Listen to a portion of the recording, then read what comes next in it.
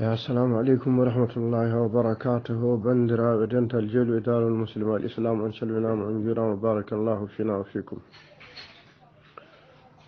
ما شاء الله بندرا مسد وننغو دو نمر مودم 11254 الله حالي جونكو مجي أنا جديد موفو حالي جدي كالدون دي كو حالي بدي فيري كدي كو حالي دي غاندو دا كو موضوعاji دي potani yawtude ɗon ko halte ko fotani yewtude ɗon sabu caɗele ɗe fof ko toon ngoni ay takkede Allah kam e takkede nelaɗo wiyeede wi ko wiyani Allah kadi wiyeede wi ko wiyani ɗum so neɗɗo arine haala ɗum wona annabi wona hay ceerno timmuɗo arane haala ɗum eɗen gandi kam musiba diwan ɗon bandiraɓe eyyi ko ɗeɗon gueɗe noon poti haalede hankadi jomum ha majjina julɓe jaha hankadi mbatta jomum ko wencitta ko penale ɗe nangata ne wiyana watta gonga ɗe julɓe kadi ngara tawani ko wiyeteɓe ko jangguɓe seeɗa ngara mbiyana daro ene ballira jomum e nde ɗon fenade min mbiyana ƴaña nde ɗon fenade nde darna ɗum enen kam eɗen gandi haala ka ala sanad haala ka ala sadab neɗɗo darro tan wiya mi yi nelaɗo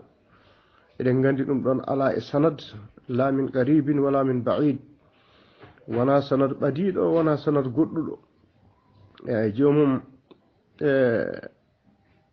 hayso wi ko ɗum wi kon watta ɗum kayisaji Allah wawa wattude ɗum kayisaji Allah ala ko haali noon wiide jomum ne adda hen dalile qur'ana walla e hadis ɗe gueɗe fof eɗen gandi darotako wadde noon ɗeɗon penale labtuɗe ko penale labtuɗe tan eyyi haala Allah ka e haala nelaɗo ka ko gongaji labtuɗi ɗeɗo gueɗe soɗe puɓɓodiri tan eɗen gandi ko penal ɗe omɓoto eyyi wadde en jii penal ɗen donki darade e yeeso ayaji qur'ana yeeso hadisaji nelaɗo celluɗi hay penal ɗe en jii cappoje ɗe nelaɗo sallallahu alaihi wasallam haali hen hadisaji jippinɗen ɗo ɗi nelaɗo sallallahu alaihi wasallam haali o wi e ko habri في ابن الأسير في كتابه الكبير جامع الأصول فصلا ساق فيه كثيرا من الأحاديث أودو ابن الأسير أعدي هن ويرهب دفتر ويرهب جامع الأصول أعدي هن حديثاجي كيودي إذن دينتنا فند إدو نلاɗo صلى الله عليه وسلم hono ko jiyeten e nde ɗo deftere jawahir al maani ko penale ɓole ene fena e dow nelaɗo sallallahu alaihi wasallam eyyi ko nelaɗo rentini hen ko nane nde ɗo deftere jami'ul usul tuhazziru min al kasbi ala rasul sallallahu alaihi wasallam ene rentini yimɓe ene haɗa ɗumen fende e dow nelaɗo sallallahu alaihi wasallam fa minha ma rawahu al bukhari wa muslim wa tirmizi بخاري هبريدم مسلم هبريدم ترمذي هبريدم عن علي بن أبي طالب رضي الله عنه مراد علي بن أبي طالب كرم الله وجهه قال رسول الله صلى الله عليه وسلم نلا صلى الله عليه وسلم الكوي لا تكذبوا علي ورهبني دو أم فإنه من كذب علي يلج النار كلا بندو دو أم نار جينغول دوك دايركت دوك دايركت كلا بندو أم تن نار جينغول نون نلا صلى الله عليه وسلم بي لا تكذبوا علي ورفني دو أم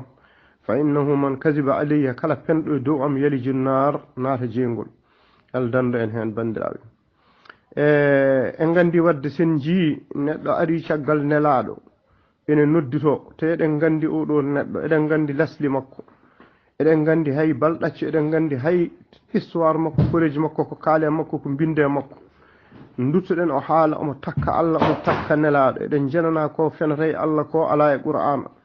ko fenatay nelaɗo ko en jiyani haala makko ne haala e qur'ana en jiyani haala lawol makko ne haala e hadisaji nelaɗo ala ko haale e qur'ana ala foɗo haala makko haala sinno lawol makko ngol e ɗum ɗoji makko ɗi ne jogino fiire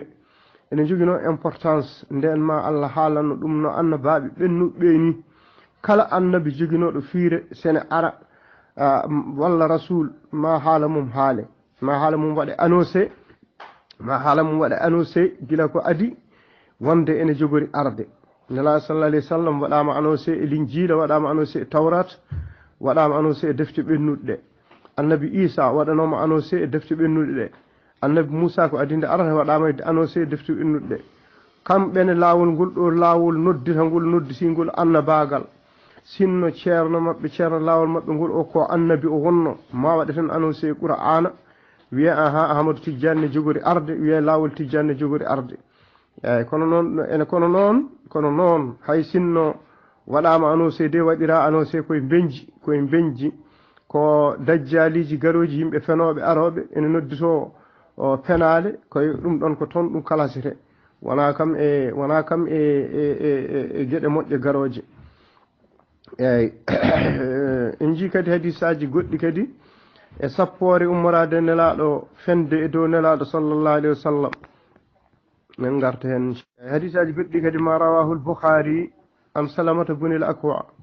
qala sami'tu rasulallahi sallallahu alayhi wa sallam yaqul oɗo Bukhari o wi mi nani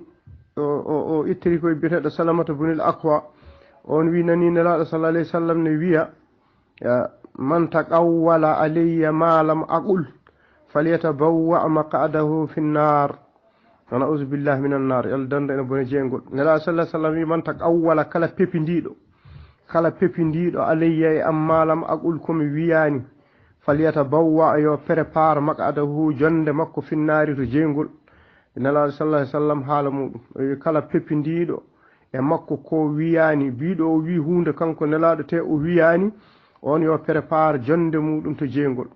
eyyi oɗo hadis ko Bukhari mbiɗen habri ɗum wa minha ma rawahu al-Bukhari fi sahihi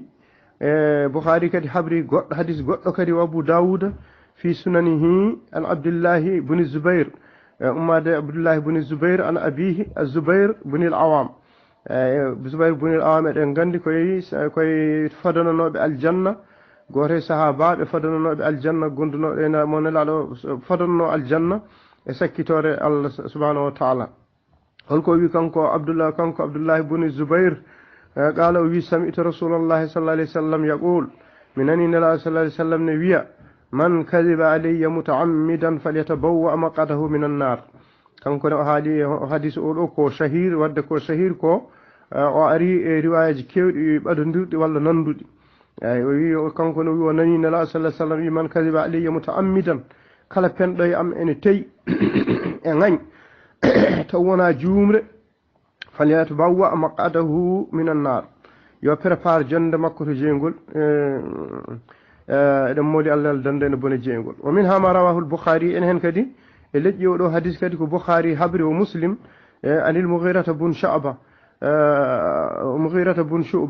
qala rasulullahi sallallahu alayhi wa sallam Mughirata o wi nelaɗo sallallahu alayhi wa sallam wi oɗo Mughira ko sahabi kadi ko gondunoɗo e nelaɗo o wi inna kadiban alayya gande o wi ko nelaɗo sallallahu alayhi wa sallam haali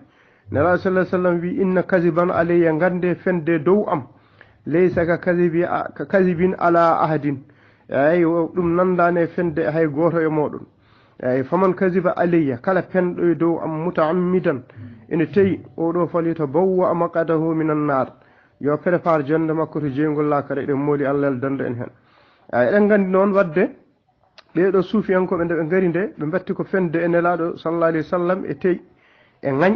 kamɓe teyi eɓe penayi dow nelaɗo sallallahu alayhi wa sallam ɓeɗo seeɗa suufiyankoɓe holko ɓe mbaɗirtuno noon ko pour politique aji ɗi ɓe jahanno e dow mum ɗi en gandi wona mabɓe jahanno koye politique aji colonialisme en yimɓe arɓe ene nangi leyɗele julɓe ene jiiɗi wattude leyɗele keferu ene jiiɗi addude hen fardude hen ɓuwaji mumen wadde hen supposé doole ɗum ɗo imposé doole mumen enen walla intérêt ji hafere jawdi hafere dañde jawɗele walla hafere halfude yimɓe walla rendinde yimɓe tan ha hebbina wiye ɓe fof ko yimɓe rewɓe joomum wiye ɓe fof ko almuɓe joomum ɓe fof ko rewɓe muɗum tawa joomum ko jangi haalanta yimɓe ko wona ko Allah wi wona ko nelaɗo wi ala ko politique aji muɗum walla ko lawol muɗum ngol ganduɗa ko jaltugol diine jaltungol ko Allah wi e ko nelaɗo wi rutto kadi wiya ene watta ɗum nder wiya kadi ko Allah takka Allah wiya ko Allah wi noon walla takka nelaɗo wiya ko nelaɗo wi noon en gandi ɗum ɗo kam ko hunde hulɓininde yalla dando en hen takkude nelaɗo en ji kam ɗiɗon laabi sufiyankoɓe kam bi saraha en ji ko nelaɗo sallallahu alaihi wasallam kam e laabde cer en ji ko nelaɗo haalanno ko kam fo ari eyyi saabu tawde enen alhamdulillah en nehima e ɗiɗo laabi sufiyankoji en gandi ko woni e nder majji fof en gandi dennangal sirruji majji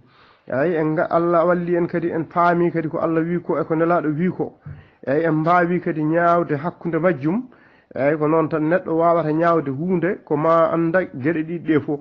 yimɓe ɗiɗo so garema ene ñaawda a wawa tan andande hen goto mbasa andande goɗɗo o haydara ñaawa hakkude mabɓe ñawore ala il faut ganda o ko hujjaji muɗum ko haalata ko ganda o kadi hujjaji mum ko haalata ko nde mbawa ñawde ñawore ma focco eyyi kono noon so tawi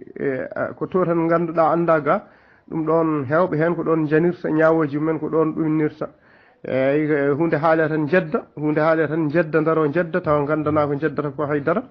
eyyi ɗum ɗon ko musiba kadi diwan ɗon yalla dandu en hen eyyi hewɓe hen e yimɓe ko noon tan saabu tawa kadi ni bal ɗacco tawa ni hay lawol mabɓe ngol ɓe jogui ngol ɓe ganda ni ko ngol woni ɓe ganda ko ngol yahata haydara ɓe ganda hen hay ko ɓe mbiyata ko rewrete Allah e lawol mabɓe he ko hay ɗum soɓe janganima ɗum ko hunde ñawde bof nde sellani ma taw tan ɓe mbawa hay ɗum ɓe mbawa hen haydara ko gueɗe ñawɗe bof min won hen hewɓe kawratmi mbeɗe namdoɓe yoɓe janggu ɗum ɗoji ko wirdete e lawol ko mi heeɗo kono ɓe kulata janggude wonno ɓe gandi ɓe mbawa wonno ɓe gandi ko ñawuji bof eyyi ɗum waɗi noon goram ene yurmini no fewi ene hulɓini eyyi ene hulɓini yalla dando ene e bone takkude nelaɗo e fende nelaɗo eyyi ɗiɗo laabi noon ɗi mbay tan kono laabi oñiɗi ɓoyɗi ni laabi oñiɗi ɓoyɗi ɗi ene keewa yimɓe no fewi ene ha joni ni won hen ɗi gonduɗen ɗo kañum en ɓuuri en yimɓe ɓuuri en sembe ɓuuri en doole kono ɗum firtani wadde gonga ne heede jomum en ɗum waɗi hunde nde ene laaɓi tan no wi ceer ko heddi ko hen saaji mawdu aji ɗi eɗi bifte yimɓe ne jaaha tan haarijal mawdu gona e or sujet kono woni sujet o tan ko ɗeɗo gueɗe eyyi ɗeɗo gueɗe ɗe Allah takka nelaɗo takka ko ɗe ponno labtude ceer ko adi nde yimɓe jahata to nambeji walla ne jahata to guese walla ne jahata paale eyyi hen ko ɗum tan détournata haaluji ɗi jaggue détourné tan mbatte goɗɗum jomum ene gandi tan ngala maharaj ngala jaltirgal e haala ceerno mumen o dutto jaaha gona e ñaykidade gona e ñukidade gueɗe goɗɗe ne gadda ne mbiya ne ɓaggo hen ne mbiya ne jooɗo hen eyyi tawa noon ɗum ɗon tabitta eɗen mooli Allah jomum ɓaggima hen tan ko leydi fayi ɗum waɗi noon ko hono noon tan ko woni gonga ko ko ɗum tan ko seere mabɓe pepidima fenade e dow Allah pepidima fenade e dow nelaɗo sallallahu alayhi wa sallam takki Allah saabu sa ƴeewi Qur'ana tawata toon haala mabɓe ka sa ƴeewi sunnaji nelaɗo a tawata toon haala mabɓe ka bal ɗaccu tawata to Qur'ana ko haala ko ganduɗa ko ñiŋowo ko ɓe gone dow mum ko sa yeehi hay sinno tan ko lugatul arabiyya fusha hay sinno ko ɗemgal arab laɓgal cer ma wiye wirduji mabɓe ɗi ɓe birdata ɗi ɓe goni koye yennude nelaɗo eyyi sa yeehi to sunnaji nelaɗo sallallahu alayhi wa sallam ma wiye ko ɓe gone dow mum ko fenade ko lawol majjere ko ɓe puɗɗe diine ko ala hen eyyi kamɓe kam ko waɗi ɓe condamné ko woni ene heewi enen noon wona neɗɗo o woni objectif meɗen tan eɗen gara eɗen kaala e muɗum ayibaji ala kalɗen ayibaji koye lawol ngol kalɗen ayibaji ko adda koye lawol ngol wona enen en ɗaɓɓanani ɓe kamɓe ɓeeɗo aroɓe ene mbiya ene mbaɗa mo sanade lawol tijjani walla lawol laabi suufiyankoji ene mbiya ene tabitina ɗum wona enen en jiiɗaki defoji e mabɓe beele koye mabɓe ɗe ene mbaɗi puƴe walla ko hay goto anda ala enen wona ɗum haala meɗen ko objectif men ko lawol ngol ko ƴewde defoji gonɗe e lawol ngol ko haalde ɗum ko lutodiri hen e ko Allah wi e ko nelaɗo wi enen ko ɗum woni haala meɗen wona ɗaɓɓude ayibaji mabɓe kamɓe ɓeeɗo yimɓe asalan enen haaluji meɗen en mbaɗani ɓe istihdaf en mbaɗani ɓe istihdaf wona kamɓe goni objectif meɗen kono kamɓe nde ɓe ngari nde ko enen goni objectif uji maɓɓe eɓe mbiya ɓe kaala ayibaji men balɗacce ɓe mbiya ɓe kaala hayno gurduɗa hayno gonirɗa jomum en mbiyana kaala hen tawa gandana hen haydara kadi tawa ko pelade mehe tawa gondane e ma ene goɗɗodira e ma gurdane e ma haydara ganda e ma mbiyane kaala ayibaji ma mbiyane ko ni mbaɗa ka pelowo ka ɗum ɗo tawa haydara mbawa hen tabitinde eyyi enen noon kalten koye hafel ngol ɗo lawol biyangol ganduɗa anduɓe ene jenana koko fene dow Allah ne fene dow nelaɗo ene addi hen hunde nde ganduɗa ala sanaduji hunde nde ganduɗa tabitta wona e ilmu diraya wona e ilmu riwaya eyyi bandiraɓe Allah rokku en sutura jaafo ɗon bandira wonon ɗacca haqqe ko hebbina ko yalla suura en yalla dando ene bone majjere yalla rokku en tan artude e ko Allah wi ko ko nelaɗo wi ko mbe sikki ɗum kam kala biyaɗo yo rutto e ko Allah wi ko nelaɗo wi ko so wona taw jomum ko jiɗɗo jiiɓade walla jomum taw haqqille mum koko weñi eyyi ɗum kam jomum fotani addude hen firinaji so jomum addi hen firinaji tan yo waɗa feere no waɗirta hallus e seyɗani gonɗo e nder mum o yo andu seyɗani mawɗo nan looyo muɗum waɗa feere waɗa hen ta hallus eyyi kadi noon ko hono noon kala neɗɗo mo peewal aranani ɗum firti ko taw ko seyɗani nan waɗi ta markuse e nder makko seyɗani nan e nder makko eyyi saabu ɗiɗo laabi celi nelaɗo sallallahu alaihi wasallam wino kala dewɗo e laabi celi ɗi ko seyɗani o hawrata koye seyɗani eyyi seyɗani o wona qarin makko an kadi o borama majjinamo so renaki so ruttaki o feete ko Allah wi ko e siraɗo o faye siraɗul mustaqim o faye ko Allah wi ko seyɗani o ɗaccatamo ha nannamo jeygol yalla dando en hen saabu ɗeɗo pible ko pible bonɗe so neɗɗo woppaniɗe tan so maayi hen hayso namdama e qabri so renaki ronkata tabidde e namdal eyyi par ce que sa ronki andude holɗo place hoɗo mbaɗata Allah e place a ronki andude hoɗo mbaɗata Cheikh Tidiane e place a ronki andude hoɗo mbaɗata nelaɗo e place a ronki serdude aɗa jagga aɗa jilɓodira aɗa jiiɓodira sa findinama e qabri he tan kadi ɗo pinɗa ɗo tawata ko aɗa weftili sa namdama tan mbiyata sa renaki mbiyata ko Cheikh Tidiane sa renaki a haalata mo hen sa haalimo hen noon eɗen mooli Allah saabu lawol sirkuji billahi kam sa nawri jomum aɗa haala ɗum kam eɗen mooli Allah bandiraɓe Allah dando en hen ko haalate hen ko de ko entriji men tan ko nafoore meɗen enen fof ko ha garten mbawen waajodirde mbawen kadi siftodirde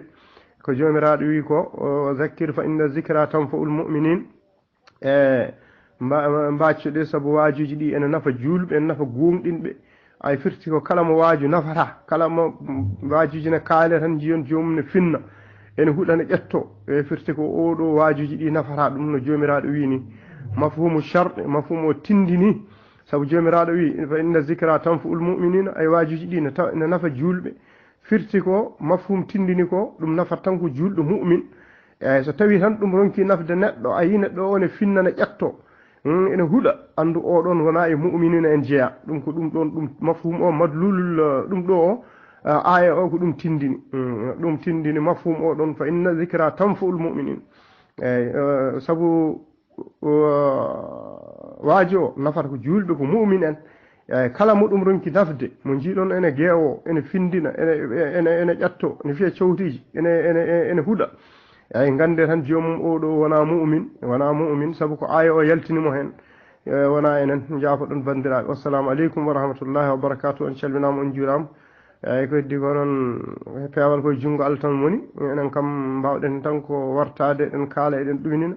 ko heddi ko peewal ngal koye junngo Allah woni yalla addan en peewal enen fof ko yalla tawi ko wonɓe men e peewal kadi yalla tabitin ɗumen hen ha woɗɓe ɓe ngara Allah fooɗa woɗɓe kadi artira ɗumen kadi tawta ɓeɗon mbi allahumma arina alhaqa haqqan warzuqna ittiba'ah wa arina albatila batilan warzuqna ijtinaba yalla hollu en peewal ganden ɗum ɗo ko peewal goonga ndewen hen yalla hollu en kadi ko woni meranteji ko ha paamen ɗum ɗo ko meranteji ko fenande kadi yalla kadi rokku en wawde woɗɗitade ɗum ha goɗɗen assalamu aleykum wa rahmatullahi wa barakatuh ɗum de bandiraɓe on hadis mo jiɗnomi addude ɓurɗo wonde hoore hadis nelaɗo sallallahu alayhi wa sallam wa qawluhu sallallahu alayhi wa sallam nelaɗo kadi haalino ha joni kalten koye banggue takkude nelaɗo sallallahu alayhi wa sallam konngol o wi man haddasa anni bi hadisin kala kabruɗo e am ummorade e am hadis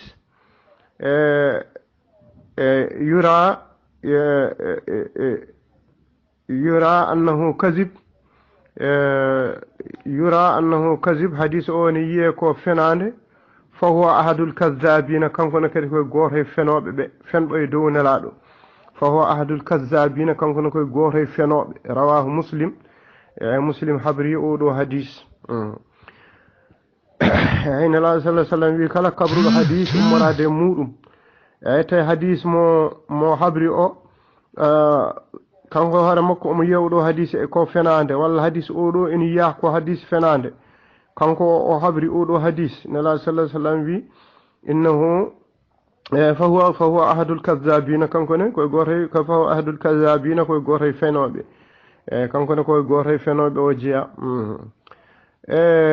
ɗum waɗi bandiraɓe yalla dando ene ɗiɗo boneji sen jii certaine laabi kewɗi ene mbiya tan moƴƴani ça veut dire ko penale kewɗe nani hen penale eɗen gandi fenade ko nelaɗo haale fenade eɗen gandi ne ko nelaɗo wi e fenade wonde ene sogga neɗɗo ha nan ɗum jeygol ɗiggere ene sogga neɗɗo ha nan ɗum aljanna وقد ذهب جماعة من أهل العلم إلى كفر من تعمد الكذب عليه صلى الله عليه وسلم وي wone dental e yimɓe anduɓe ɓen jaari ko wonde so tawi neɗɗo amdima tan fene nelaɗo on yo andu hefori ɗi so amdima o teyi kay o fene nelaɗo eyyi ɓe mbi on yo andu hefori ɗi dental yani anduɓe kañumen kaali ɗum eyyi ɗum waɗi noon bandiraɓe alay saago yimɓe ndento ƴewtindo ko jahata ko ƴewtidoɗen diine men o bandiraɓe wona wonde ɗo tan de dugda ene haaɓa jomum ne ara ɗo ene yenna yimɓe ene ɗuminina tawa ƴewata ko yahata ko ƴewtidade ko yahata ko ɓuuri bandiraɓe yallah rokku en famamuyaji moƴƴi rokku en fiqhu fi din yallah rokku en fiqhu fi din yallah rokku en fiqhu fi din wona janngude nde tan woni andude ala ko famamuya o hay sinno neɗɗo haalana ko hunde seeɗa faami ɗum ne wawi wadde hen Allah ne wawi wadde hen barke nafa jomum kañum ɓuura jannguɗo o malal saabu en jii hewɓe an joom gandal en adinoɓe ko wayno nasara ene yahude en ko joom gandal kewgal gonno kono noon yimɓe woni yimɓe ɓe ganduɗa ko majjuɓe ɓe ganduɗa janggano haydara kono wayno ummiyankoɓe makka ɓe ganduɗa janggatano bindatano ganduɗa haydara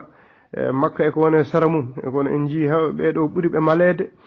kamɓe fof e jogonode gandal kamɓe fof wonde anduɓe wadde bandiraɓe yo Allah tan rokku en peewal ko peewal ngal woni ko ɗaɓɓete wassalamu aleykum wa rahmatullahi wa barakatuhu